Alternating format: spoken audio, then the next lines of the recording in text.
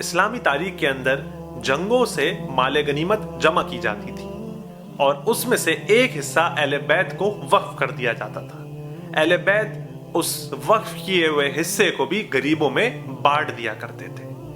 जब खुलफाए राशिदीन के दौर आए तो उस वक्त जो जंगों की तादाद थी वो बहुत ज्यादा हो गई, तो साल में एक दिन मुतय्यन किया जाता था और उस दिन माले गनीमत में से जो वक्फ किया हुआ हिस्सा अहले बैत का होता था वो उन तक पहुंचा दिया जाता था। और ऐसे ही कुछ हुआ कि यजीद तख्त पे बैठा है, वो दरबार में इंतजार कर रहा है कि आज वो दिन आ गया है कि मुझे माले गनीमत देनी है और आज इमाम हुसैन रज़ियल्लाहु ताला अन्हु ये माले गनीमत लेने आएंगे, तो मेरा हाथ देने वाला होगा और इमाम का हाथ लेने वाला होगा। कि यहाँ इमाम हुसैन रज़ियल्लाहु ताला अन्हु उसके दरबार में हाजिर होते हैं, तो यजीद बड़े ही गुरूर तकब्बुर के साथ वो पूरा बोरा उठाकर इमाम हुसैन रज़ियल्लाहु ताला अन्हु के हाथ में थमाता है। जब वो पोटली इमाम हुसैन के हाथ में थमाता है तो बड़े ही गुरूर और तकब्बुर के साथ कहता है कि मैं हिंदा का बेटा यजीद हूँ। याद रखिए, हिंदा उसकी दादी है। और उसके बाद जब इमाम हुसैन